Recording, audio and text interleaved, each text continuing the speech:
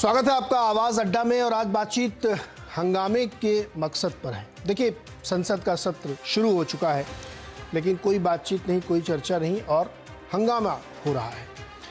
क्या संसद सत्र का मकसद सिर्फ कानून बना लेना है, ध्वनि मत से किसी भी तरीके से पास करके, या उसका मकसद ये भी है कि किसी विषय को समग्रता से चर्चा की जाए, लोग उसको समझें, देखें कि क्या कानून बना, क्या नहीं बना। और जो बहुत सारे राष्ट्रीय चिंता के विषय हैं, चाहे वो महंगाई हो, चाहे वो विदेश नीति हो, या चाहे इकोनॉमी की बात हो, उस पर एक विशद चर्चा होनी चाहिए, संसद के अंदर होनी चाहिए। लोग सरकार का मत जानना चाहते हैं, लोग विपक्ष की राय जानना चाहते हैं और उस पर फिर एक कंसेंसस बिल्ड होता है। लेकिन पिछले कुछ समय से, मैं कह सकता हूँ 3-4 सत्र से ऐसा हो रहा है कि चर्चा के नाम पर बिल्कुल कुछ नहीं होता, सिर्फ हंगामा होता है और सत्र खत्म हो जाता है और ये बताया जाता है कि कुछ कानून पास कर लिए गए हैं और संसद का मकसद यही कानून बनाए। लेकिन संसद का मकसद सिर्फ कानून बनाना नहीं है, संसद का मकसद तमाम विषयों पे गहन चर्चा करना है। तो वो चर्चा अब नहीं हो पा रही है। अब सदन के बाहर हंगामा होता है, रोज उसको स्थगित कर दिया जाता है और इस तरीके से 15 दिन कट जाते हैं, बात खत्म हो जाती है। एक नज़र डालिए रिपोर्ट पे, कौन कौन से बिल, क्या क्या होना है, किन किन मुद्दों पे बहस होनी चाहिए, नहीं हो पा रही है। फिर इसके बाद हम आवाज़ अड्डा की चर्चा शुरू करते हैं।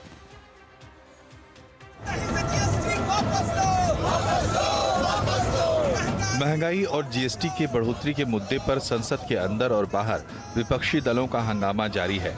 विपक्षी दलों ने पहले संसद परिसर में महात्मा गांधी की मूर्ति के सामने विरोध प्रदर्शन किया। इसके बाद सदन की कार्रवाई शुरू होते ही हंगामा शुरू कर दिया। विपक्षी सांसदों ने लोकसभा के अंदर तख्तियां लेकर सरकार के खिलाफ जमकर नारेबाजी की। कांग्रेस की तरफ से मल्लिकार्जुन खड़गे ने महंगाई और अग्निपथ योजना पर चर्चा के लिए नोटिस दिया था, जिसे स्वीकार नहीं किया गया। विपक्षी सांसदों के हंगामे पर लोकसभा स्पीकर ने अपनी नाराजगी जाहिर की। आप सदन के अंदर कुछ मर्यादाओं का पालन करो, अच्छी परंपराओं का पालन करो। महत्वपूर्ण प्रश्न आपने लगाया किसानों पर, समर्थन मूल्य पर, बाहर जाकर किसान की बात करते हो, अंदर सदन में किसानों की बात नहीं करते हो, बाहर जाकर महंगाई की बात करते हो, सदन के अंदर महंगाई की बात नहीं करते। आपको पिछले सत्र में मैंने महंगाई की चर्चा के अलाउ किया था, आपने चर्चा नहीं की उस पर, ये उचित नहीं है। हंगामे के बाद दोनों सदनों की कार्रवाई को कल तक के लिए स्थगित करना पड़ा। विपक्षी दलों का कहना है कि वो महंगाई और जीएसटी में बढ़ोतरी के मुद्दे पर चर्चा चाहते हैं, लेकिन सरकार इस पर चर्चा से भाग रही है। ऐसे जो प्राइस राइज के ऊपर एजिटेशन हो रहा है, इन्फ्लेशन के ऊपर हो रहा है, और जो अन्याय छोटे मोटे चीजों पे है, जो दूध है, दही है, पनीर है, ये ऐसे चीजों पे, रोजमर्रा चीजें हैं, एसेंशियल कमोडिटीज है, इस पे जो टैक्स, जीएसटी टैक्स उन्होंने लगाया है, उसके बारे में हम अंदर जाकर अपनी बात भी रखेंगे और लड़ेंगे। चाहे दूध हो, चाहे दही हो, चाहे तेल हो, चाहे पानी हो, कुछ भी हो, एवरीथिंग इज अंडर जीएसटी। 5% बढ़ा दी खाने पीने, जब ये भूखों को मार डालेंगे इस तरीके से, तब तक मुझे ऐसा लगता है हाउस का रुख ऐसा है विपक्ष का कि पार्लियामेंट नहीं चल सकता अगर गवर्नमेंट नहीं इस पर डिस्कशन करने के लिए तैयार हो। ये सरकार समझती नहीं है कि अगर आपको अपना टैक्स रेवेन्यू बढ़ाने हैं तो आप अमीरों पे भी लगा सकते हैं टैक्स, जिसे डायरेक्ट टैक्स कहा जाता है। इनडायरेक्ट टैक्स तो सब पे लगता है, गरीब से गरीब और अमीर से अमीर आदमी पर। क्यों गरीबों की जेब पे डाका डाला जा रहा है, मैं सरकार से पूछना चाहता हूं। संसद में हंगामे को लेकर सरकार विपक्ष पर निशाना साध रही है। सरकार का कहना है कि वो हर मुद्दे पर चर्चा के लिए तैयार है। विपक्ष की रुचि किसानों की और आम जन की समस्याओं में नहीं है। विपक्ष की रुचि सिर्फ राजनीति करके विकास और जन कल्याण को रोकने की है। विपक्ष जो इशू नहीं है उसको इशू बनाने का प्रयास में लगा हुआ है। क्या हम बिल जो आने वाले हैं उनकी लिस्ट नहीं दें? जैसे उनकी लिस्ट दी तो बोला इतने छोटे कालखंड में, हमने कहा ये इंट्रोडक्शन के लिए हैं, कुछ हो सकता है कमेटियों को जाएं, कुछ हो सकता है आप उनमें चर्चा कर लें, पहले आप ध्यान में रहें, इसलिए दी लिस्ट। उसका भी उन्होंने इशू बना दिया। कोई भी ऐसा इशू है उस पर चर्चा करने के लिए हम तैयार हैं।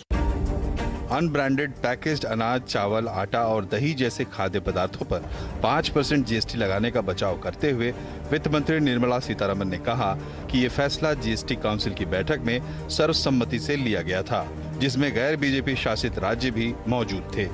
लेकिन कांग्रेस सरकार की सफाई से इत्तेफाक नहीं रखती। कांग्रेस रूल स्टेट से 2 वोट है भाई, उनके पास कितने 18, 19, 20। तो अगर आप 20 वोट के लोगों को जिम्मेदारी नहीं माननी चाहेंगे और आप कांग्रेस के बारे में सारे आरोप करोगे, ये लोग क्या कह सकते हैं जब मेजोरिटी उनके साथ है? मेजोरिटी उनके ही है, ये कंसेंसस। इधर दूसरी तरफ अग्निपथ योजना के जरिए सेना में भर्ती के लिए जाति पूछे जाने पर नया संग्राम छिड़ गया।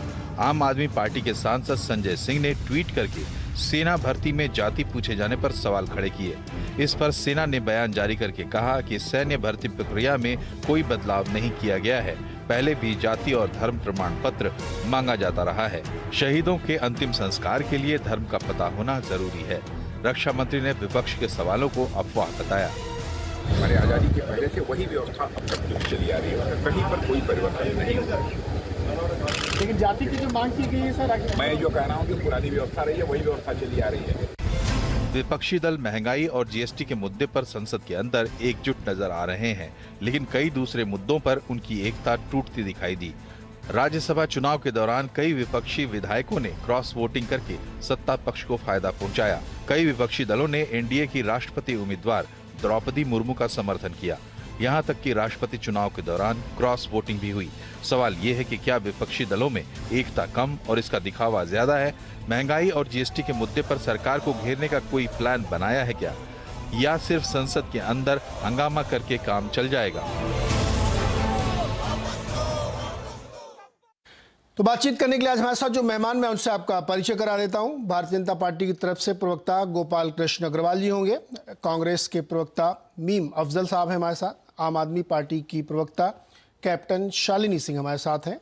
सत्य हिंदी के फाउंडर आशुतोष जी और राजनीतिक विश्लेषक कार्तिकेय बत्रा जी हमारे साथ हैं। आप सभी का बहुत बहुत स्वागत है।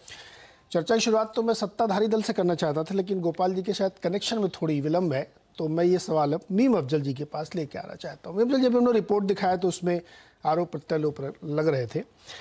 एक बात ये बार बार कही जाती है कि विपक्ष की कोई दिलचस्पी नहीं महत्वपूर्ण इश्यूज पे डिस्कशन करने की।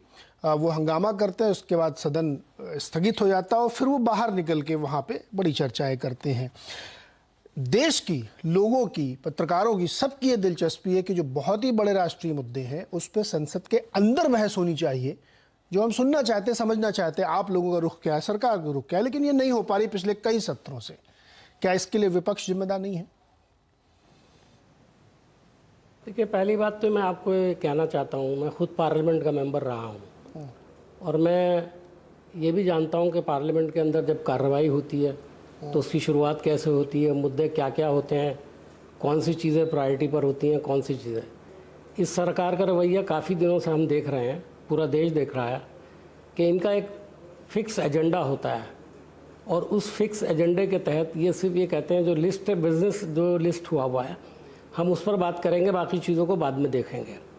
जबकि हमेशा से ये रूल रहा है, आज नहीं बरसों से, कि जब पार्लियामेंट के अंदर सेशन शुरू होता है तो जो बहुत इम्पॉर्टेंट मुद्दे होते हैं, जैसे आज के दौर में महंगाई है, अभी जीएसटी हाल ही में इतना बड़ा एक इशू सामने आ गया है जिससे सीधा गरीब लोगों के ऊपर जो मार पड़ रही थी उस पर डबल ट्रिपल मार जो है वो पड़ने का काम शुरू हो गया है। तो जाहिर है ये मुद्दा बहुत अहम है। सरकार चाहती है लिस्टेड बिजनेस है, पहले आप उसे ख़त्म कर लो। तो इसी पर बातचीत जो है वो आगे बढ़ती है, फिर हंगामा भी होता है। और ये हंगामा कोई नई बात नहीं है। जब भारतीय जनता पार्टी अपोजिशन में थी तो इससे ज़्यादा भी हंगामा करती थी, लेकिन आज ऐसा लगता है कि जैसे हम हंगामा नहीं कर रहे हैं, बहुत बड़ा गुनाह कर रहे हैं, हम डेमोक्रेसी के ख़िलाफ़ कोई काम कर रहे हैं। आपको याद होगा कि अरुण जेटली जी ने क्या कहा था, सुषमा स्वराज जी ने कहा था कि हमारा राइट है, ये हम हाउस के अंदर अगर हंगामा करते हैं तो ये हमारा हक़ है, चूँकि हम चुन कर के आए हुए नुमाइंदे और लोगों की आवाज़ उठाना हमारी ड्यूटी है। कांग्रेस पार्टी की सीधी पॉलिसी ये है कि जो अहम मुद्दे हैं उन पर बहस हो, सरकार उसको सुने। देखिए, हमेशा पार्लियामेंट को चलाने के दो तरीके होते हैं। एक तो ये होता है कि आपके पास मेजॉरिटी है, आपके पास चूँकि मेजॉरिटी है इसलिए आप जो चाहेंगे कर लेंगे। अभी मैं आपके जो आपने कमेंट्री दी इसके अंदर वही एक मेंबर इनके कह रहे थे कि वो तो सीतारमन जी ने कह दिया कि ये तो सर्वसम्मति से पास हुआ है। हमारे तो 2 मेंबर हैं वहाँ पर, बाकी और जो सारे अपोजिशन के मिलाइए 5, 6, 7 हैं। मेजॉरिटी तो आपके पास है। आपने एक बार जो इशू लेकर के आ गया जीएसटी में, आपने जो पास कर दिया, आपकी मेजॉरिटी के बाद में आप कुछ भी कहते रहिए, लेकिन आवाम में जो मैसेज जा रहा है, लूट मची हुई है। अभी किसी ने सही बात कही कि भाई आप बड़े बड़े लोगों पर टैक्स क्यों नहीं लगाते। आपने कॉरपोरेट टैक्स जो है वो 30% से घटा करके 22% कर दिया, और से 1,50,000 करोड़ का जो आपको नुकसान हो रहा है उसका कोई जिक्र नहीं है। एक आम आदमी पे जो इस वक्त वैसे ही महंगाई से बुरी तरह परेशान है, जीएसटी से परेशान है, महंगाई से परेशान है, इससे पहले आप नोटबंदी की उससे परेशान था, और कोरोना काल गुजरा जा है, लोगों के पास काम करने के लिए नहीं है, नौकरियां नहीं हैं, और आप टैक्स पे टैक्स लगा रहे हैं। और ये कहना कि साहब जो टैक्स हमने काफ़ी दिनों से टैक्स नहीं दिया, हम तो टैक्स नहीं बढ़ाया, आम आदमी 2% लोग टैक्स देते हैं, लेकिन देश की 100% जनता जो है जीएसटी के जरिए आज भारत सरकार को टैक्स दे रही है, वो सबसे ज़्यादा प्रभावित है उससे। आप बताइए इसके अंदर अपोजिशन की गलती क्या है। अपोजिशन की गलती ये है कि हम पार्लियामेंट में जाएं और वहाँ पर आवाज़ उठाएं, तो ये हमारी बड़ी गलती है। यानी हम जाएं, आंखें बंद करें और आप जो चाहें पास कर लें, और ये उस पर दावा ये करें कि हमारे पास मेजॉरिटी है इसलिए हम जो चाहेंगे करेंगे। तो ये तो कोई तरीका नहीं है पार्लियामेंट में काम करने का और इस तरह से डेमोक्रेसी को चलाने का। भारतीय जनता पार्टी ने अपनी मेजॉरिटी के दम पर जिस तरह के डिसीजन आज तक लिए हैं वो सबकी नज़र में है, पूरा देश अच्छी तरह जानता है। हमारा पैनल जहाँ बैठे हुए तमाम लोग जिम्मेदार लोग हैं, ये आगे चलकर ये बताएंगे, तफसीलात बताएंगे, मैं भी बताऊंगा कि आज हो क्या रहा है इस देश के अंदर। इतना बुरा हाल है गरीब आदमी का, और आपने छोटी छोटी चीज़ों पर, आपकी खाने पीने की चीज़ों पर आपने टैक्स लगा दिया, आपने दूध पर, आपने दही पर टैक्स लगा दिया, आपने मखाने पर टैक्स लगा दिया, आपने चीनी पर टैक्स जीएसटी बढ़ा दिया, 5% लगा दिया। मैं दोबारा इस बात ये इससे आपके पास इसी को और एक्सप्लोर करते हैं। एक बार जरा गोपाल जी आगे उनकी राय लेने। गोपाल जी, इतने महत्वपूर्ण विषयों पे चर्चा से सरकार क्यों बचती है? क्यों नहीं आप लोग महंगाई पे, जीएसटी पे, स्टेट ऑफ इकोनॉमी पे, रुपए पे डिस्कस क्यों नहीं करते हैं आप? देखिए, मैं 2-3 बातें यहाँ पे कहना चाहता हूँ। पहले तो ये बात मीर अफजल साहब कह रहे थे कि यह जो मेजॉरिटी है, अगर आप प्रजातंत्र के अंदर एक इलेक्शन जीत के, इलेक्शन के अंतर्गत आप सत्ता में आए हैं, तो क्या आपकी जिम्मेदारी गवर्नेंस की नहीं है क्या? मेजॉरिटी की कोई रोल नहीं है क्या प्रजातंत्र में? मेजॉरिटी का रोल है कि अगर आपको 5 साल के लिए जनता ने चुना है तो आप गवर्नेंस दें जनता को, पहली बात। दूसरा महत्वपूर्ण बात यह है कि लेजिस्लेशन जनता के लिए पार्लियामेंट की एक महत्वपूर्ण रिस्पॉन्सिबिलिटी है। अगर आप लेजिस्लेशन पार्लियामेंट नहीं करती तो अपनी जनता के प्रति जवाबदेही को आप पूरी नहीं करते। दूसरी बात, तीसरी बात यह कह रहे जनता की आवाज उठाना अपोजिशन का रोल नहीं है क्या? जनता की आवाज उठाइए ना। आप अपने नेताओं की आवाज ही उठाते रहेंगे क्या? किस तरह से उठाएंगे? पार्लियामेंट प्रोसीजर्स भी होता है, और चर्चा को कौन नहीं तैयार है बताइए। जब जो चेयरमैन ऑफ द राज्यसभा ने कहा है कि आप जो भी मुद्दों पे चर्चा करना चाहते हैं, जीएसटी पे, महंगाई पे, कल आपने जीएसटी पे चर्चा करना चाहते थे पार्लियामेंट में, तो वित्त मंत्री जी ने पूरा डिटेल्ड आज स्टेटमेंट दिया है, कल भी देने को तैयार थे। महंगाई पे भी चर्चा करने को तैयार है। कौन नहीं चर्चा करना चाहता? सब लोग तो तैयार हैं। तो अल्टीमेटली पार्लियामेंट का रोल हमें समझना पड़ेगा, रूलिंग पार्टी का भी रोल समझना पड़ेगा। जब पार्लियामेंट के अंदर जो एक मिनट यहाँ पर रुक जाइए आप गोपाल जी। बहुमत की सरकार है, कानून बनाना ये सब ठीक है, ये सब मैं जानना चाहता हूँ, मेरी दिलचस्पी चर्चा क्यों नहीं ऊपर? आप कह रहे हैं आप चर्चा के लिए तैयार है, विपक्ष चर्चा नहीं कर रहा है। नहीं, वह हंगामा करना चाहते हैं, वह मीडिया में डिस्कशन करना। जो अभी मीम अफजल साहब यहाँ बात कर रहे हैं पार्लियामेंट में, को देना नोटिस। उन्होंने नोटिस दिया कि नहीं दिया? नहीं, मेरी बात करें, उन्होंने नोटिस दिया जब कि चर्चा होनी चाहिए। हाँ, तो क्या चेयरमैन ने मना किया है कि नहीं बात करेंगे? तो क्यों नहीं कर रहे हैं?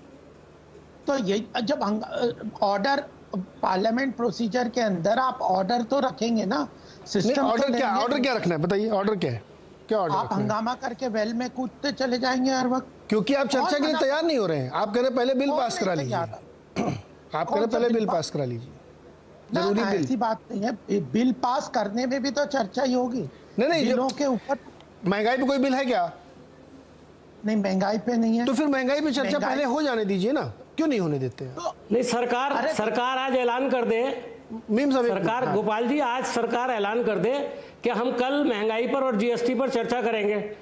हम देखिए आते हैं या नहीं आते हैं, कोई हंगामा करते हैं या नहीं करते, आप ऐलान करिए आज। आप हमारा भी हमारा भी एक्सपीरियंस है। आप अपनी बात कह के ना गवर्नमेंट की बात सुनना चाहते हो, ना प्रधानमंत्री की बात सुनना चाहते हो, बस उसके बाद बायकॉट करके चल दोगे, ना बिल पास करने देना चाहते हो। अरे सुबह से शाम तक ये, इसके अलावा सुनते क्या है? पूरा देश वही सुनता रहता है, प्रधानमंत्री जी की बात सुनता रहता है, आपकी गवर्नमेंट की बात सुनता रहता है। किसी और को भी तो कुछ कहने का मौका दीजिए। अफजल साहब एक मिनट रुकिए जरा। गोपाल जी मुझे ये बताइए, कब आपने स्ट्रक्चर्ड डिबेट की, स्ट्रक्चर्ड चर्चा की प्रस्तावना रखी और विपक्ष ने मना कर दिया? मैं उससे सवाल पूछता हूँ अभी।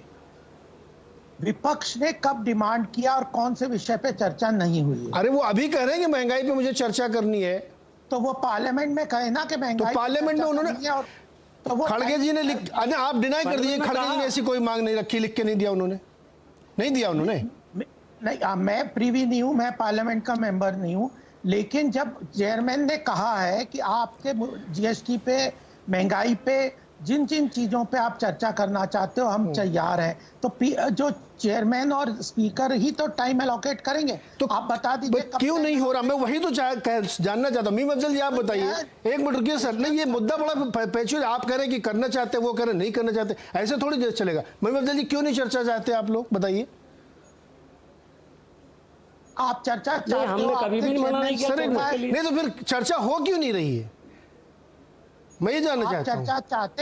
चर्चा चाहते हैं तो आपने चेयरमैन साहब को अपना प्रस्ताव दिया है, उन्होंने टाइम कौन सा ऐसा सेशन है बताइए मुझे इससे पहले कि हमने मुद्दे नहीं उठाए हो, हमने लिख करके ना दिया हो चेयरमैन को और स्पीकर को, तो और आपने उन पर हाँ कर दी हो?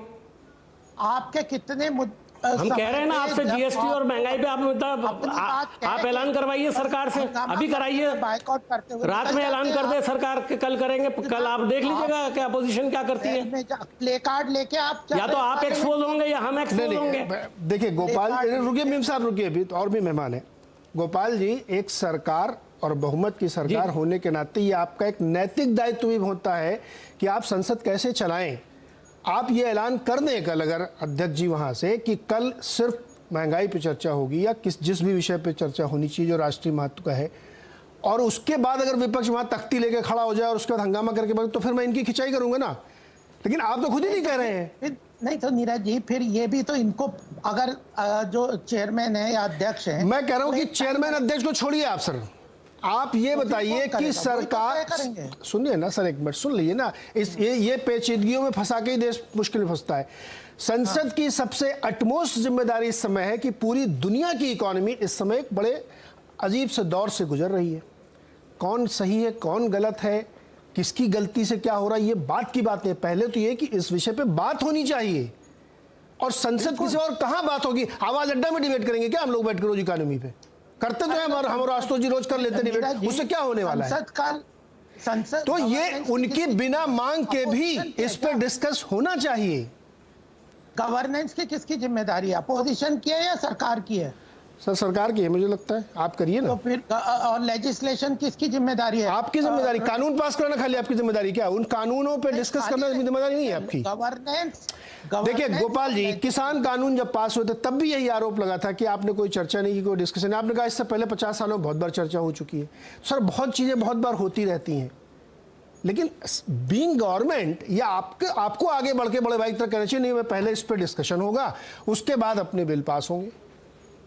नहीं ऐसा तो, ये तो अगर आप, या तो इतना अविश्वास है कि मैं पहले बिल पास करा लूं फिर चर्चा होए ना, अपना काम हो गया, पार्लियामेंट का जो काम है, या वो कह रहे हैं कि नहीं पहले चर्चा कर लो, बिल कौन पास कराएगा? ये इतनी अविश्वास की स्थिति हो गई क्या?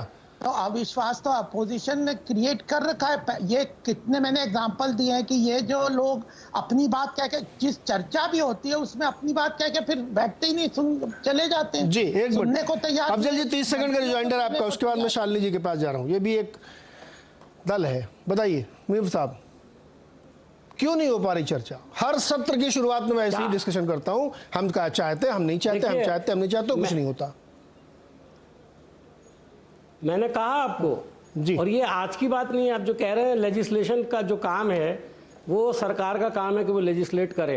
ये सरकार का काम नहीं है, माफ कीजिएगा गोपाल जी, ये पार्लियामेंट का काम है। और पार्लियामेंट के अंदर जो है सरकार भी होती है और अपोजिशन भी होती है।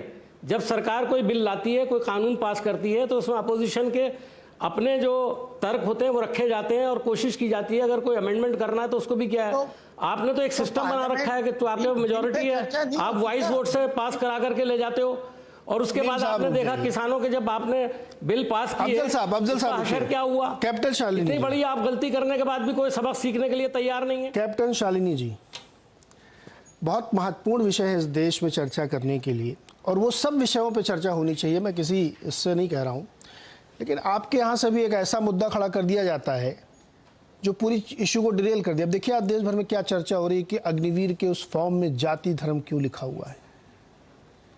तो आपका इंटरेस्ट नहीं है कि बड़े इश्यूज पे चर्चा हो, आप चाहते कैसे हंगामा हो, उसके बाद सरकार को मौका मिले, फिर आप एक दूसरे को दोष देते रहिए, डिस्कशन कुछ नहीं होगा। सभी को मेरा नमस्कार जी। सबसे पहले देखिए, जो अग्निवीर एक स्कीम लाई गई है, किस लिए लाई गई है, पहले तो ये इन्होंने बताना जरूरी नहीं समझा। इसको लाने के लिए इन्होंने चर्चा करनी नहीं समझी। मैं इतनी देर से भाजपा के प्रवक्ता भाई को सुन रही थी। ये हम डेमोक्रेसी में रह रहे हैं, हम डिक्टेटरशिप में नहीं रह रहे हैं कि आप ले आइए, कुछ भी ले आइए और उसको लागू कर दीजिए, नहीं होगा तो डंडा मार के सर फोड़ के आप उसको लागू कराएंगे। बहुत ज्यादा प्रोटेस्ट होगा तो किसान जैसे फार्म बिल से वो वापस ले लिए। अग्निवीर का भी आप यही कर रहे हैं।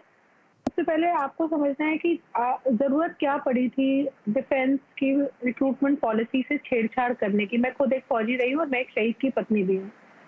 क्या जरूरत है डिफेंस की स्कीम को? क्या आप प्लीज, आप बीच में मत बोलिए, मैं सुन रही थी बहुत देर से। Please listen to me and then I listen to you also. इन्होंने इनकी सरकार ने हर चीज को छेड़छाड़ किया है। मतलब आप आज इकोनॉमी कहाँ पे है आप खुद देख रहे हैं। हम नाइजीरिया को भी पॉवर्टी में हम सरपास कर चुके हैं। ये वर्ड पॉवर्टी क्लॉक ने निकाल के दिया। मतलब हम गरीबी में नीचे जाते जा रहे हैं, अमीर और गरीब का फर्क बढ़ता जा रहा है। और एक डिफेंस सर्विसेज किस लिए होती है? देश की रक्षा करने के लिए होती है। डिफेंस सर्विसेज मोदी सरकार की राजनीति चमकाने के लिए नहीं है, या किसी भी सत्ताधारी जो सेंटर में बैठे हैं उनको अपनी सत्ता चमकाने के लिए नहीं है। डिफेंस सर्विसेज सिर्फ और सिर्फ देश की रक्षा करने के लिए है, देश के एक कैप्टन साहब आप मुझे एक मिनट बोल लेते हैं। अब आपने एक स्कीम लाए हैं जिसमें आप कहते हैं नहीं, स्कीम कैप्टन साहब एक मिनट कैप्टन शालिनी जी, सवाल सुन लीजिए, आप ही से पूछ रहा हूँ। ये डिस्कशन जो है पार्लियामेंट के अंदर होना चाहिए, सरकार के अंदर होना चाहिए, जो कि वहाँ पे आप इश्यूज रखते हैं, इस पे बात रखते हैं। वो हिट एंड रन वाली पॉलिसी भी आपकी चल रही है। एक मुद्दा उछाला, उसके बाद साइड संसद चल नहीं रही है, अब सब जगह उसी भी चर्चा चल रही है। नीरज जी, चर्चा करते कहाँ है? अगर आप मुंह खोलिएगा तो आप या तो आपको सदन से सस्पेंड कर देंगे या सदन की कार्रवाई स्थगित कर देंगे। ये बोलने का मौका कहाँ देते? आप टीवी पे बोलेंगे तो आपके ऊपर कार्रवाई हो जाएगी। आप नहीं, ये देखिए, ये फिर आप विपक्ष अपनी कमजोरियों को गिनाएगा यहाँ बैठ के। विपक्ष की कोई कमजोरी, कांग्रेस की दूसरी कमजोरी है, आपकी अपनी कमजोरी है। अभी राष्ट्रपति के चुनाव में हम लोगों ने देख ही लिया किस तरह के आप लोग एकता दिखा रहे हैं। जब सिलेंडर के दाम कांग्रेस के राज में महंगे हुए तो ये लोग सिलेंडर लेके सड़क पे बैठते थे, और आज अगर कोई विपक्ष का सिलेंडर लेके बैठ जाएगा तो ये उसको उठा के जेल में डाल देंगे, क्योंकि इनको सुनना नहीं है। इनको लगता है जेल में डाला है। नहीं, कैप्टन शालिनी जी सुनिए ना, मकसद ये बिल्कुल हो ही नहीं सकता। इसलिए इन्होंने क्या किया ये बताए ना। अग्निवीर पॉलिसी को लाके इन्होंने किया क्या है?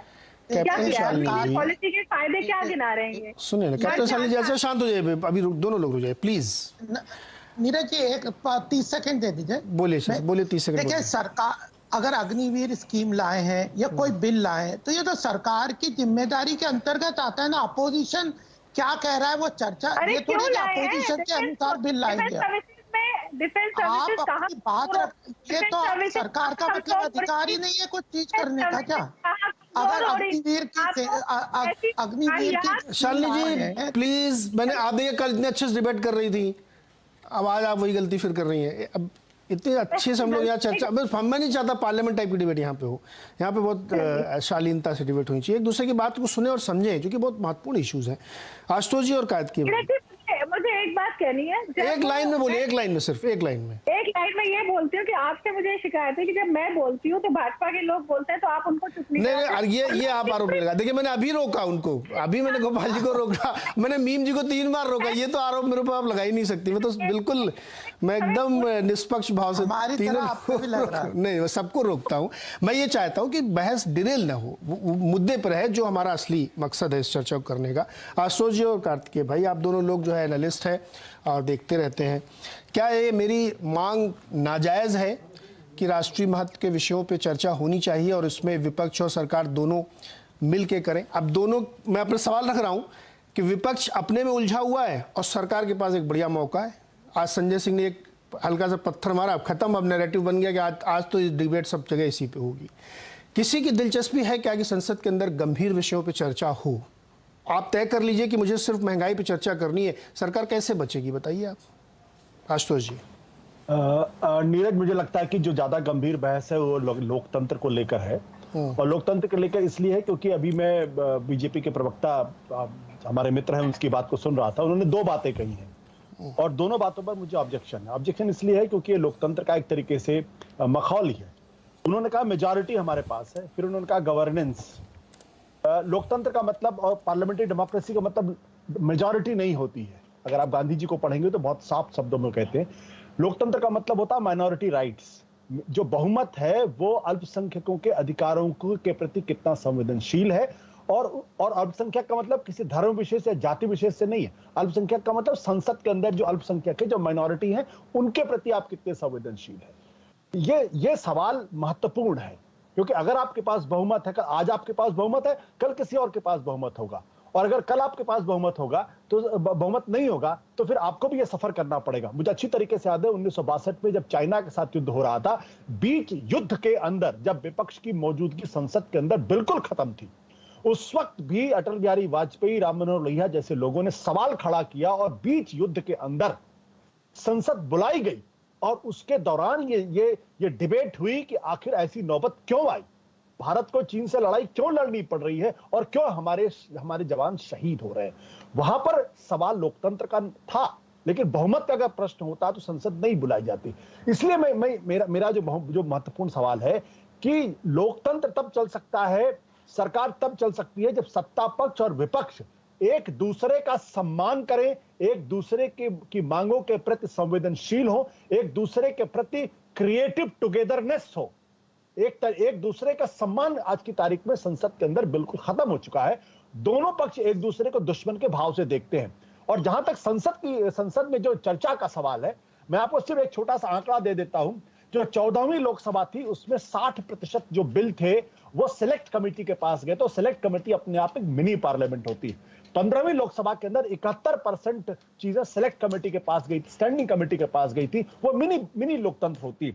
16वीं लोकसभा में 2004 से 2019 के बीच में सिर्फ 25% बिल जो है वो सिलेक्ट कमेटी के पास गई हैं, और 2009 के बाद से अभी 82 में से सिर्फ 17 गई, यानी 20% गई है। तो अगर बिलों पे चर्चा नहीं हो रही है तो जाहिर सी बात है क्योंकि पार्लियामेंट कानून बनाने का मुख्य प्लेटफॉर्म है, अगर बिल पर चर्चा नहीं होगी तो जाहिर सी बात है वैसे ही कानून बनेंगे, और फिर कानून बनेंगे उस पर लोगों का अविश्वास पैदा होगा, असंतोष पैदा होगा, लड़ उतरेंगे।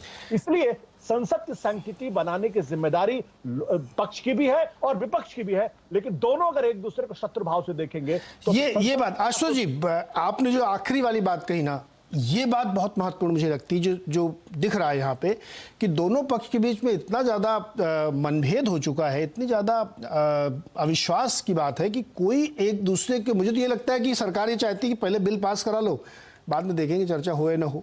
विपक्ष चाहता है कि पहले चर्चा हो जाए, बिल तो ऐसी की तैसी में जाए। ये जो अविश्वास की भाव है ना, ये मुझे लगता है ठीक नहीं है। और कानून बनाना सरकार काम है, पास कराना काम, लेकिन उस कानून पर चर्चा होनी चाहिए। हम लोग भी जानना चाहते हैं बहुत कि भाई बहुत सारे इश्यूज हैं जिसमें अलग अलग फ्रंट से अलग अलग ऑथेंटिक खबरें आती नहीं आती हैं, तो उस डिस्कशन को होना चाहिए। कार्तिकेय, ये दोनों पक्षों के बीच में आप तो ऑब्जर्वर की तरह विदेश से बैठ के देखते हैं आजकल, हालांकि दिल्ली में ही देख रहे होंगे, बड़ी गर्मी पड़ रही है दिल्ली में, संसद में भी और बाहर भी, बरसात भी बीच बीच में हो जाती है। ये जो तरीका एक निकल गया पिछले 3-4 सत्रों से, ऐसा होता है कि पता रहता, मतलब हम लोगों को पता रहता है कि पहले दिन 15 मिनट के अंदर स्थगित हो जाएगी, फिर दूसरे दिन 10-20 मिनट के अंदर फिर स्थगित हो जाएगी, और फिर एकदम से एक दिन ऐसा होगा सैनिटाइज हो जाएगा। ये जो तरीका बार बार निकल रहा है, इससे बहुत सारे इश्यूज पे दिक्कत हो रही है, और इसमें मुझे लगता है कि दोनों पक्ष जिम्मेदार हैं। विपक्ष भी उतना एकजुट होकर एक विषय पर नहीं आता, वो भी अपने अलग अलग अपनी अपनी राग बना रहे हैं।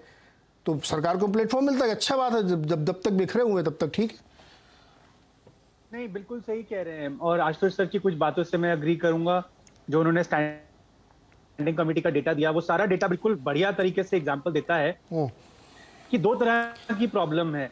एक प्रॉब्लम है कि सरकार केवल अपने आप को पार्लियामेंट समझ रही है क्या, क्योंकि पार्लियामेंट में तो सरकार और विपक्ष दोनों होते हैं। हम लोग जब चुनते हैं मेंबर्स ऑफ पार्लियामेंट को, तो जनता केवल सरकार नहीं, विपक्ष भी चुनकर सरकार में पार्लियामेंट में भेजती है।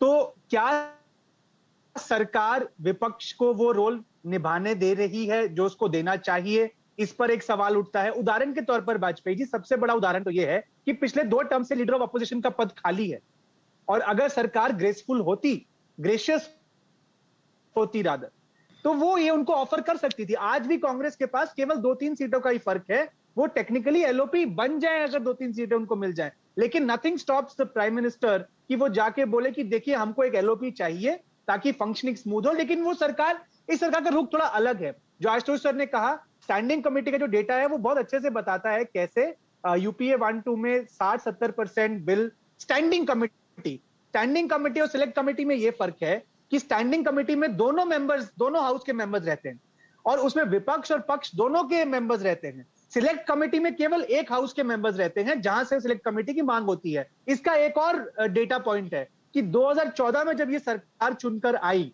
तो 14 से लेकर 15 की मार्च तक इतनी सिलेक्ट कमेटियों की मांग राज्यसभा में हो गई जितनी पूरी यूपीए में नहीं हुई थी। कारण यह था कि क्योंकि उस समय विपक्ष की मेजॉरिटी राज्यसभा में थी, इसलिए स्टैंडिंग कमेटी का जो प्रोसेस नहीं हो रहा था, विपक्ष सिलेक्ट कमेटी का राउट यूज कर रही थी। मोटा मेरा इससे जो मैं इशारा जिस तरफ कर रहा हूं कि सरकार शायद विपक्ष को अपने साथ हिस्सेदार नहीं बनाना चाहती। अच्छा, फिर जब प्रक्रिया होती भी है तो हमने देखा है पिछले कुछ सालों में कैसे टेक्निकलिटीज के नाम पे वोट का डिवीजन अलाउ नहीं होता, वॉइस वोट से कानून पास करा दिए जाते हैं। हाँ, आधार बिल को आपने मनी बिल की तरह प्रस्तुत कर दिया। तो ये हो गई सरकार की बात। अब आते हैं विपक्ष की बात पर। देखिए, विपक्ष इस समय बिल्कुल असंगठित है, कोई कोऑर्डिनेशन नहीं है। सबसे बड़ा कारण उसका यह है कि जो विपक्ष में सबसे बड़ा स्तंभ है, जो ऑल इंडिया एक पार्टी है, वो मुझे कहीं ना कहीं उसकी टॉप लीडरशिप इतनी सीरियस नहीं लग रही। क्यों नहीं? विपक्ष की एक कोऑर्डिनेशन कमेटी है जिसमें वो बैठकर चर्चा करते हैं कि बताइए अब क्या इस बार करना है। उसका कारण ये है वाजपेयी जी कि विपक्ष में एक चर्न चल रहा है। चर्न ये है कि कांग्रेस के पतन के बाद जो पतन चल रहा है, कांग्रेस का ही वोट शेयर ऑक्यूपाई करने के लिए काफी सारी विपक्ष की पार्टीज आगे बढ़ रही हैं। उसमें आम आदमी पार्टी भी है, उसमें तृणमूल कांग्रेस भी है, कई सारी पार्टियां हैं। तो ऐसे में ये एक्सपेक्ट करना कि विपक्ष एकजुट होकर सामना करेगा, जब कांग्रेस केवल एक 50 सीटों की पार्टी बन के रह गई है लोकसभा में और केवल 2 राज्यों में पूरी सरकार है, ये भी कहीं ना कहीं लोकतंत्र को के लिए सही नहीं है, और ये भी एक नुकसान पहुंचा रहा है इस डिबेट की पूरी प्रक्रिया को।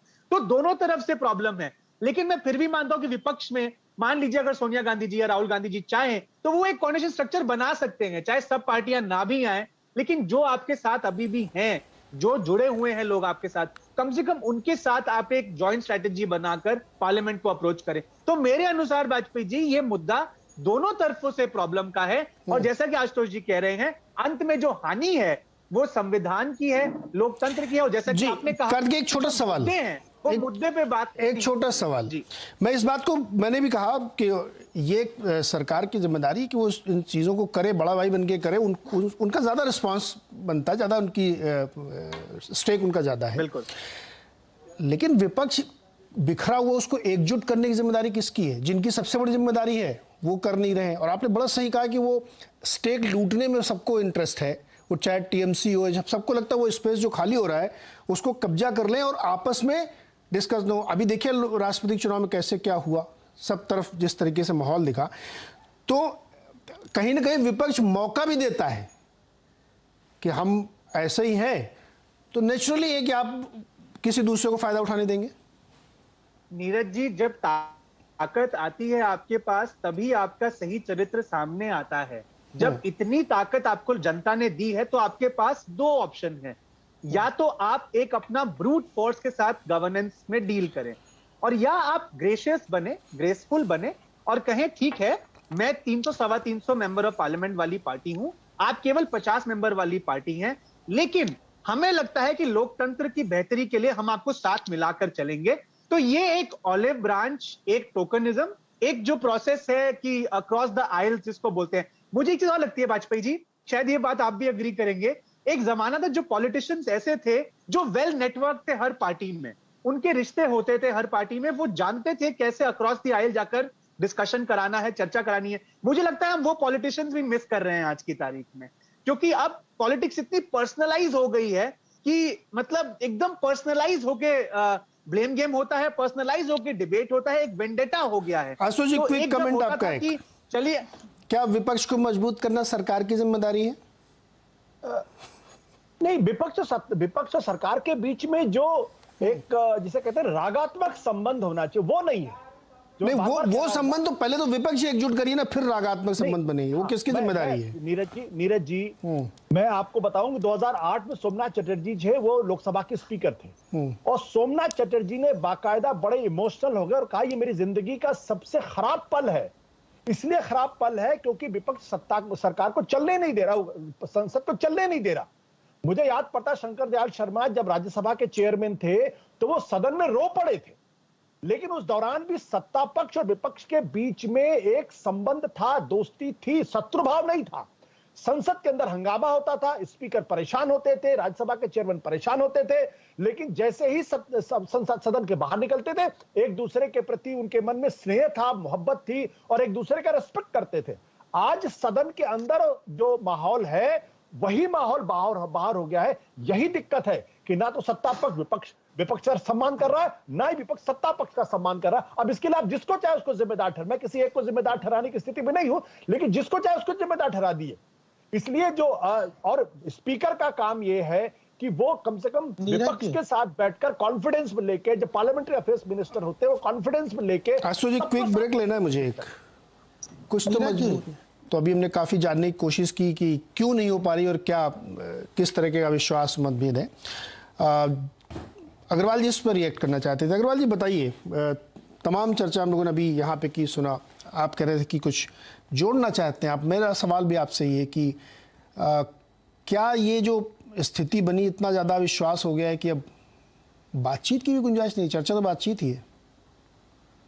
देखिए नीरज जी, आपका ये शो है, ये कोई एकेडमिक डिस्कशन के लिए नहीं होता, तो मैं आपको फैक्ट को जुटला के कोई एकेडमिक डिस्कशन हम डेमोक्रेसी का करने लग जाए, प्रजातंत्र, कॉन्स्टिट्यूशन, संविधान, मैं भी पढ़ा हूँ सब, मैं भी बात कर सकता हूँ, लेकिन मैं दो तीन बातें स्पष्ट रूप से कहना चाहता हूँ। अरुण जेटली जी जो अक्रॉस द पार्टी भी बहुत संबंध थे, उन्होंने एक बात कहते थे, टायरेनी of the unelected, टायरेनी of the minority. ये नहीं हो सकता। अगर प्रजातंत्र में जनता ने हमें चुना है, एक हमने अपने मैनिफेस्टो में अपनी कमिटमेंट के साथ चले हैं, उसका गवर्नेंस हमें देना है। हमने पॉलिसी पैरालिसिस के कारण इस देश में जिस तरह से गवर्नेंस बिल्कुल ही दिक्कत हो गई थी, वह भी देखा है। तो यह जो पॉलिटिक्स में चर्चा का मतलब ये नहीं हो सकता कि टायरेनी ऑफ द माइनॉरिटी हो जाए। वो अपनी बात रख सकते हैं, लेकिन गवर्नेंस बिल लाना, उनको चर्चा करना, पार्लियामेंट्री प्रोसीजर्स को फॉलो करना, उसको सरकार की जिम्मेदारी है। मेजॉरिटी के रूप में हमारे पास वो मेजॉरिटी है, हम उस जिम्मेदारी को समझते हुए उस काम को करेंगे। अगर और पार्लियामेंट केवल डिस्कशन डिबेट का प्लेटफॉर्म होता तो आप करते रहे ना। पार्लियामेंट लेजिस्लेशन, हमारे संविधान ने 4 जो पिलर्स हैं उनमें चारों की जिम्मेदारी बिल्कुल क्लियर कह रखी है। पार्लियामेंट केवल डिबेट डिस्कशन के लिए नहीं है, legislation is the main function of the parliament, और वह लेजिस्लेशन हम कवर करेंगे और सरकार का गवर्नेंस की जिम्मेदारी है। तो हम चर्चा के लिए आपके लिए तैयार है, बिलों पे चर्चा करिए, उसको इसमें क्या दिक्कत है। फिर ये तो नहीं हो सकता कि आप सिलेक्ट कमेटी में भेजते जाए किसी भी बिल को 70%। अरे आप प्रोसीजर क्यों हमारे संविधान ने बनाया है कि मिनिस्टर मिनिस्टर का वो प्रेरोगेटिव है कि वह बिल सदन में लाए तो सदन में चर्चा करे, सिलेक्ट कमेटी के लिए रिकमेंड करे, जॉइंट कमेटी के लिए रिकमेंड करे, या उसको किस तरह से पास करे। तो आप बिल पे चर्चा आप सदन में, सिलेक्ट कमेटी में जाने में क्या, आप सदन में कर लीजिए चर्चा, जितनी देर बिल पे आप चाहते हैं करिए, क्या दिक्कत है। लेकिन सरकार के बिलों को, लेजिस्लेशन को और गवर्नेंस को आप चुनौती देंगे तो और उसको प्रजातंत्र का और टायरेनी ऑफ द माइनॉरिटी के साथ जोड़ेंगे तो वह संविधान में कहीं मेरे हिसाब से वह सरकार को भी अपनी जिम्मेदारी और रिस्पॉन्सिबिलिटी और अकाउंटेबिलिटी है। हम अनअकाउंटेबल गवर्नमेंट नहीं चलाना चाहते। जी, अच्छा इसमें बत्रा जी और आशुतोष जी दोनों लोग लिख रहे हैं, लेकिन मैं एक बार जरा मीम जी का रिएक्शन ले लूं, फिर मैं आप दोनों को बात, डिबेट बहुत इंटरेस्टिंग मोड पे पहुंच गई। मीम साहब, सरकार का काम कानून बनाना है, ये चर्चा और हम लोग यहाँ अड्डा करते रहेंगे। देखिए, चर्चा जो है वो जिंदगी का एक हिस्सा है। चर्चा के बगैर कोई ज़िंदगी नहीं चलती। आप स्कूल में जाइए, स्कूल से कॉलेज चले जाइए, कॉलेज से आप यूनिवर्सिटी चले जाइए, यूनिवर्सिटी से आप पीएचडी करने चले जाइए, या कोई भी काम कीजिए। चर्चा बुनियाद होती है चीज़ों को डेवलप करने की। ऐसे ही हमारे जो जमहूरियत सिस्टम बनाया गया है वो किसी ने ऐसा नहीं है बगैर सोचे समझे बना दिया। जमहूरियत का मेन मकसद यही है कि चर्चा हो। और अभी मैं आशुतोष जी की बात सुन रहा था, उनको काफ़ी जानकारी है। उससे दूसरे हमारे जो साथी हैं जो यहाँ पैनल पे बैठे हैं, कार्तिकेय जी, उन्होंने भी बहुत तफसील से बताया। मैं पिछले 40 साल से पार्लियामेंट, 40 नहीं बल्कि मैं कह सकता हूँ 45 साल से मैंने पार्लियामेंट को एज ए जर्नलिस्ट कवर भी किया है, पार्लियामेंट का मेंबर भी रहा हूँ, भारत सरकार का राजदूत रहा हूँ 3-4 मुल्कों के अंदर, और मैंने बड़े करीब से सरकार की फंक्शनिंग को देखा है। मैं बड़ा फ़र्क महसूस करता हूँ, मुझे बहुत दिल से तकलीफ़ होती है आज जो माहौल हो गया है। एक छोटी सी मिसाल आज तक किसी ने नहीं उठाया किसी टेलीविज़न चैनल पर, मैं आपके गोशगुजार करना चाहता हूँ वो बात कि पार्लियामेंट के सेंट्रल हॉल के अंदर x MPs, x governors, x ministers और उसके अलावा जो बहुत सीनियर जर्नलिस्ट होते हैं उनको बैठने का एक इख्तियार था। वहाँ आकर के बैठते थे, डिस्कशन करते थे, और उससे कितना हम लोग लाभ उठाते थे उसकी गवाही मैं ये दे सकता हूँ कि मैंने चंद्रशेखर जी को वहाँ बरसों बाद देखा, मैंने वहाँ पर सोनिया जी को देखा बैठे हुए, वहाँ मैंने अरुण जेटली जी तो तकरीबन रोज़ ही आकर के बैठते थे और वहाँ चर्चा होती थी। आज इस सरकार ने, कोविड ख़त्म हो गया, एक्स एमपीज़ पर से पाबंदी हटा ली गई, उनकी भी पाबंदी लगा दी गई थी कि वो भी सेंट्रल हॉल में नहीं आ सकते, लेकिन अब वो पाबंदी हट गई। लेकिन चर्चा के, चूँकि चर्चा ना हो, शायद ये मुद्दा है, वहाँ पर आज जर्नलिस्टों के आने के लिए अभी तक कोई इजाज़त नहीं है। मैं आपके माध्यम से मैं सरकार से और गोपाल जी से कहूँगा कि ये बहुत बड़ा जुल्म है आप कर रहे हो। देखिए, आजकल डिबेट्स के अंदर एक चीज़ बहुत ज़्यादा चलती है कि ये गोदी मीडिया है, फलाना मीडिया है, ढिमका मीडिया है, यही तो दिक्कत है। मैं नहीं जाता। मैं सिर्फ इतना कहना चाहता हूँ कि लोगों को आप बातचीत करने का मौका दें। इस सरकार के ऊपर सबसे बड़ा आरोप यह है कि चर्चा तो छोड़ दीजिए, ये तो कोई बात ही सुनना नहीं चाहते हैं। जी, मैं आपको एक वाकया सुनाता हूँ, आपको सुनकर हैरत होगी। सर बहुत संक्षेप में, मुझे समय थोड़ा कम होगा इसमें। प्रधानमंत्री थे जी, मैं बस प्रधानमंत्री जी थे अटल बिहारी वाजपेयी। मैंने उनको एक दिन एक हैदराबाद हाउस में फंक्शन था और मैंने उनसे कहा कि अटल जी आपने एक तारीखी जो है कैबिनेट बनाई है। तो उन्होंने कहा मीम क्या मैंने तारीखी कैबिनेट बनाई? मैंने कहा आपकी पहली हिंदुस्तान की कैबिनेट है जिसमें मुसलमान कोई नहीं है। लफ्ज़ मुसलमान का मैंने इस्तेमाल किया। उन्होंने कहा नहीं, शाहनवाज हैं, MOS हैं। तो मैंने कहा वो MOS है, कैबिनेट मिनिस्टर नहीं है, उनका रिप्रेजेंटेशन पहली बार होगा कि 20% आबादी या जो 14%, 15% आप बोलते हैं उस आबादी का कोई रिप्रेजेंटेशन नहीं है। और उसका नतीजा क्या हुआ कि अटल जी ने मुझसे एक जुमला कहा कई लोगों के बीच में, अच्छा मीम आपकी शिकायत को बहुत जल्दी दूर कर देंगे। और अगली रिशफलिंग में उन्होंने शाहनवाज को कैबिनेट मिनिस्टर बनाया। जी, ये अपोजिशन का रोल होता है। और ये लेकिन तब सर अपोजिशन भी वैसा ही था। अगर कोई जायज बात की जा रही है तो उसको एक्सेप्ट किया जाए। मीम साहब, उसको एक्सेप्ट किया। अपोजिशन भी उतना कंस्ट्रक्टिव था। मैं अगला जो सवाल पूछूंगा ना वो यही, मैंने तो कहा था ना कि लोग यूं ही बेवफा नहीं होते, कुछ तो मजबूरियां रही होंगी। लेकिन एक मिनट, शालिनी जी आप भी अपनी बात रख दीजिए, फिर मैं अपने दोस्तों के पास जाता हूँ। देखिए मैं सबको सुन रही थी, और ये जो एक हमारा चर्चा के पे जो टॉपिक चल रहा है बहुत इम्पोर्टेंट है कि अगर आप विपक्ष किसकी आवाज उठाती, पूरे देश ने भाजपा को वोट नहीं दिया है और वो सेंटर पे बैठे हैं। बहुत सारे ऐसे लोग हैं जिन्होंने अन्य पार्टियों को वोट दिया और वो ऑपोजिशन में बैठे हैं। उनकी भी आवाज पहुंचाना ऑपोजिशन का काम है, लेकिन आप उनकी आवाज को दबा देंगे तो जनता अपनी बात कैसे पहुंचाए? और एक तरह से डिक्टेटरशिप रूल चला के और ये कहना कि ऑपोजिशन अभी डिस्ट्रक्टिव हो गया। ऑपोजिशन कैसे डिस्ट्रक्टिव हो गया है? ऑपोजिशन तो हर उस गलत चीज जो गलत हो रहा है देश में, अगर ऑपोजिशन डिस्ट्रक्टिव हो गया है तो डॉलर 80 नहीं पहुंच गया है। सेंटर को जवाब देना चाहिए कि आज डॉलर हम 80 रुपए पे क्यों पहुंचे हुए हैं? क्यों जीएसटी आप हर चीज पे लगा रहे हो? छोटी से छोटी चीज पे गरीब कहाँ जाएगा? मेंबर तो आप लोग भी है ना, दिया तो है जवाब। ये कहना, देखिए जीएसटी काउंसिल के मेंबर आप लोग भी हैं। वित्त मंत्री जी ने इतना तो डिटेल में जवाब दिया है। ऑपोजिशन डिस्ट्रक्टिव नहीं होता है। नहीं डिस्ट्रक्टिव बात नहीं कर रहा हूँ मैं। जब जीएसटी काउंसिल की बैठक में तय होता है तो आप लोग भी उसमें पार्टिसिपेट करते हैं, आपके वित्त मंत्री भी होते हैं, सारे राज्यों को मिलकर तय करते हैं ना। फिर वहां तो आप कुछ नहीं बोलते, बाहर आके आप कहते हैं महंगाई महंगाई महंगाई, जीएसटी क्यों बढ़ा दिया? वहां बाइकआउट किया था क्या आपके यहाँ से लोगों ने? बाइकआउट किया था उस मीटिंग में कि ये नहीं होना चाहिए? किसने किया था बताइए, नाम बताइए। कौन निकल के आया था मीटिंग से कि नहीं ये 5% नहीं लगना चाहिए, मैं इसके खिलाफ हूं? कौन आया था बताइए? एक व्यक्ति नहीं आया था। सब बैठ के वहां तय करते हैं, फिर बाहर निकल के कहते हैं ये 5% की जीएसटी क्यों लग गई।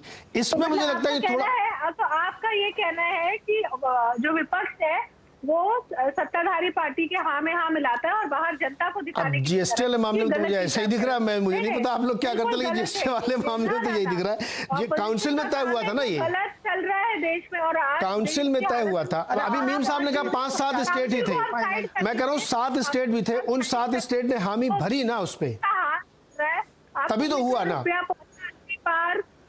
जून में 1.3 करोड़ लोग बेरोजगार, तो क्या ऑपोजिशन हाथ पे हाथ धरा बैठा रहा और देखता रहे? मैं कब कह रहा हूँ, मैं तो इसलिए कह रहा हूँ चर्चा रुकिए। अच्छा समय कम है तो फिर हमें 2 मेहमान रह जाएंगे। आप लोगों को हमने काफी समय दिया। आशुतोष जी और बत्रा जी, आप लोग बीच में इशारा करते हैं, आप उससे जवाब दीजिए, लेकिन मेरा एक सवाल जोड़ लीजिए खाली, और ये सवाल का जवाब मुझे चाहिए आप दोनों लोगों से। मुझे 2014 मई से टिल डेट आज तक ये बताइए कौन सी ऐसी गवर्नमेंट की स्कीम, पॉलिसी, योजना है जिसका विपक्ष ने समर्थन किया है? अपनी बात कहिएगा, इसका जवाब भी दीजिएगा। नहीं, अगर आप इसको हिसाब बनाना चाहते हैं 2004 से 2014 नहीं, 4 से नहीं, हम इस सरकार की बात करें जिसके ऊपर आप आरोप लगा रहे हैं। 4 में क्यों जाए? 14 से यही बात मैं कहना चाह रहा हूँ। हाँ। कि 2004 से 2014 के बीच में भी अगर आप हिसाब मांगेंगे तो विपक्ष ने कभी भी सरकार के किसी बिल का समर्थन नहीं किया। मैं आपको बता दूं, जीएसटी तो फिर तो जीरो सम गेम हो गया ना सर। फिर डिबेट किस बात की? फिर जीरो सम गेम हो गया ना, फिर आप भी उसी कैटेगरी में खड़े हो गए। उसी वही बात मैं कहना चाहूँ। फर्क क्या है? फर्क क्या है कि जब राज्यसभा के सदन के नेता अरुण जेटली ने जब ये कहा, not allowing parliament to function is also form of democracy like any other function, मैं 100% अरुण जेटली तो फिर तो डेमोक्रेसी चली रही है, फिर क्यों ऑब्जेक्शन है आपको? गोपाल जी एक मिनट, अगर आप कह रहे हो कि वो ठीक बात कही, गोपाल जी नहीं तो फिर तो आप डेमोक्रेसी की जो डेफिनेशन बता रहे हो तो वो तो चल ही रही है। मुझे बोल लेने दीजिए, मैंने आपको डिस्टर्ब नहीं किया। आप हमारे मित्र हैं, मुझे बोल लेने दीजिए। क्योंकि पार्लियामेंट के अंदर विपक्ष का एक रोल है। विपक्ष को अगर लगता है कि उसकी आवाज बुलंद नहीं हो रही, उसकी आवाज को सरकार नहीं सुन रही है, तो विपक्ष क्या करेगा? और ये डेमोक्रेटिक फंक्शन है, ये पार्लियामेंट्री फंक्शन है, disruption of the house in a dignified manner. ये पार्लियामेंट्री फंक्शन, इसको भूलिए मत। पार्लियामेंट सिर्फ कानून बनाने के लिए नहीं होता, पार्लियामेंट में लोगों की भावनाओं का एक्सप्रेशन का एक स्पेस भी है।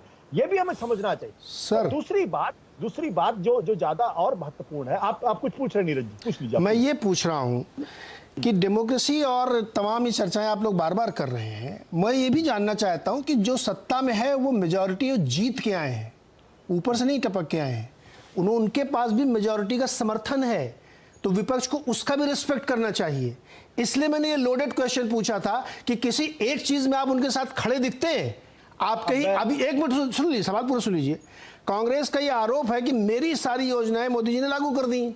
जीएसटी भी मेरा था, आधार भी मेरा है, मनरेगा भी मेरा चल रहा है, गरीब कल्याण योजना भी मेरी है, घर वाली भी मेरी है, तो सब उनकी योजनाएं हैं। आप ही की योजनाएं थी ना, आपसे बेटर तरीके से कर दिया तभी तो चल रही है। अब उनको लोगों ने मैंडेट दिया तो इसलिए वो चला रहे हैं।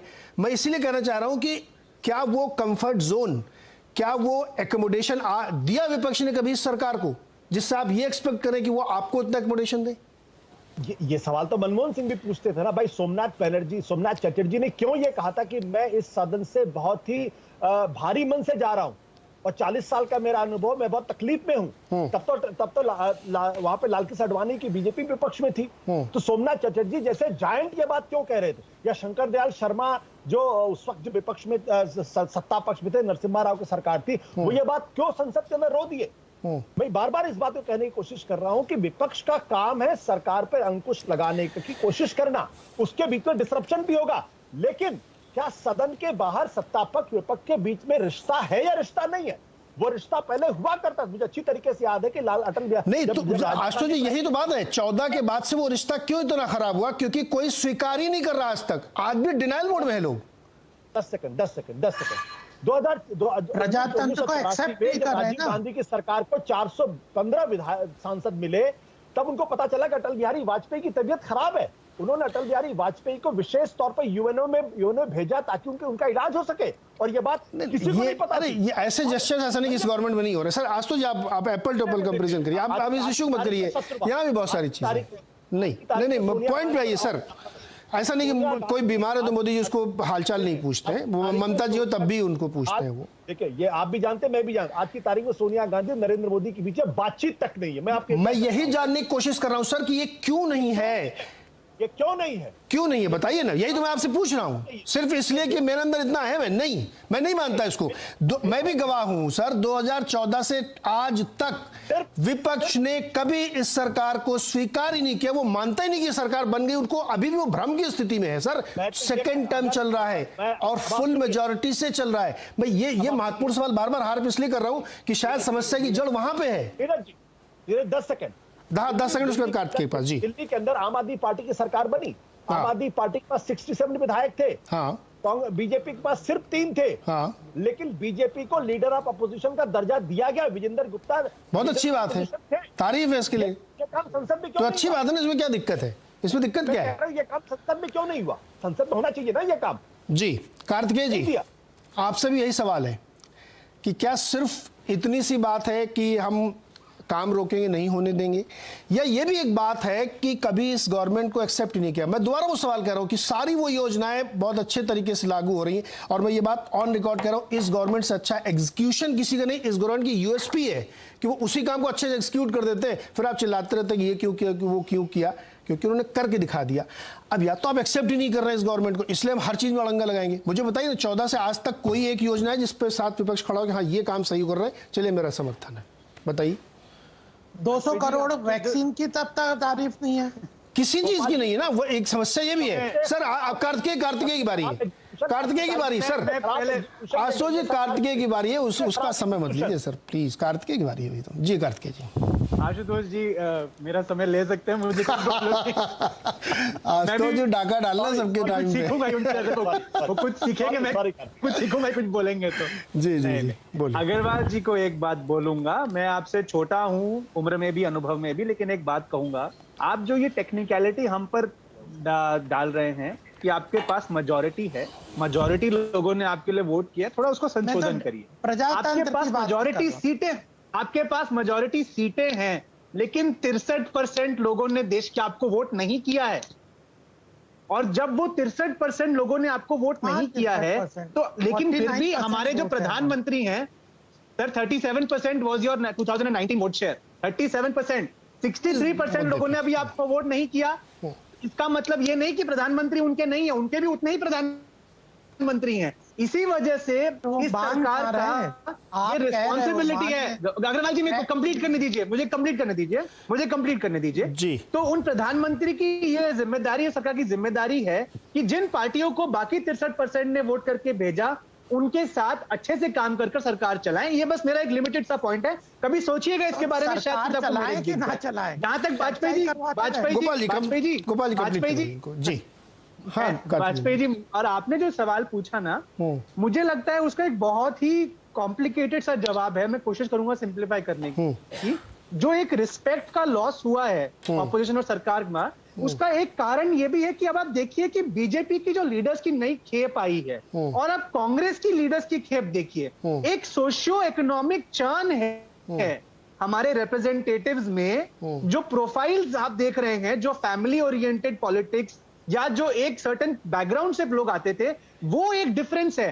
तो उसकी वजह से मुझे लगता है कि कहीं ना कहीं कंटेम्प्ट है एक दूसरे के लिए, क्योंकि आप उनको नहीं देखना चाहते, वो आपको नहीं देखना चाहते। प्लस पॉलिटिक्स बहुत पर्सनल हो गई है, और साथ में जो विपक्ष के अंदर एक चर्न चल रहा है ना वाजपेयी जी, जब तक इस चर्न का अंत नहीं होता और एक क्लियर स्तंभ, चाहे वो आम आदमी पार्टी हो, चाहे वो कांग्रेस हो, चाहे वो तृणमूल हो, जब तक कोई 100+ सीटों वाली पार्टी सरकार नहीं आती है लोकसभा में, तब तक हम ये डिबेट करते रहेंगे, ऐसा मेरा मानना है। सरकार को विपक्ष को सीरियसली लेने के लिए विपक्ष को अपना पॉलिटिकल हेफ्ट बनाना पड़ेगा, दिखाना पड़ेगा, और तभी वो डिसरप्शन के साथ एक कंस्ट्रक्टिव एंगल प्रेजेंट कर पाएंगे कि देखिए हमने पार्लियामेंट डिसरप्ट किया, लेकिन हम अब आपको ये कंस्ट्रक्टिव सुझाव भी दे रहे हैं कि आप क्या कर सकते हैं। बिल्कुल सही, ये सरकार को देनी पड़ेगी। समय एकदम समाप्त हो रहा है। बिल्कुल आपने सही पॉइंट रखा गोपाल, समय एकदम समाप्त हो गया, शो वाइंड अप करना है। दोनों पक्षों को ये जिम्मेदारी लेनी पड़ेगी कि भाई जो बड़े इश्यूज हैं उस पर बातचीत हो, अगर इतना अविश्वास हो गया तो उसको खत्म किया जाना चाहिए। और कई सारी ऐसी चीज़ें जहाँ पे कंस्ट्रक्टिव सुझाव आपको विपक्ष से मिल सकता है, आप उसको ले सकते हैं। और विपक्ष को भी ये बात समझनी चाहिए कि वो चुनाव जीत के फुल मेजॉरिटी की एक गवर्नमेंट है, सेकंड टर्म की गवर्नमेंट है। आप डिनाइल मोड में हैं कि हम इनको मानते ही नहीं कि ये सरकार है, जो कि एक बड़ी समस्या 2014 के डे 1 से है। इसको पॉलिटिकल एनालिस्ट कितना भी डिनाइल करें, लेकिन ये प्रॉब्लम है कि आज भी लोग ये स्वीकार ही नहीं कर पा रहे हैं। शायद इस वजह से कि मोदी जी कुछ भी बोले मुझे को विरोध करना है। मैं एक छोटा सा उदाहरण देता हूँ, कांग्रेस का सबसे ज़्यादा नुकसान अगर कोई इस वक्त करता जा रहा है तो वो आम आदमी पार्टी है, लेकिन उसके बावजूद कांग्रेस को लगता है कि मेरी सबसे बड़ी दुश्मन बीजेपी है। अब ये उनके सोचने का विषय है, उनके अपने एनालिसिस का विषय है, मैं इस पर कुछ नहीं कह सकता, ये उनका अपना आउटलुक है। लेकिन मैं चाहता हूँ कि संसद के अंदर एक कंस्ट्रक्टिव चर्चा हो, बातचीत हो, तमाम इश्यूज़ पे चीज़ें सामने आनी चाहिए। बहुत बहुत शुक्रिया, देखते रहिए CNBC आवाज़।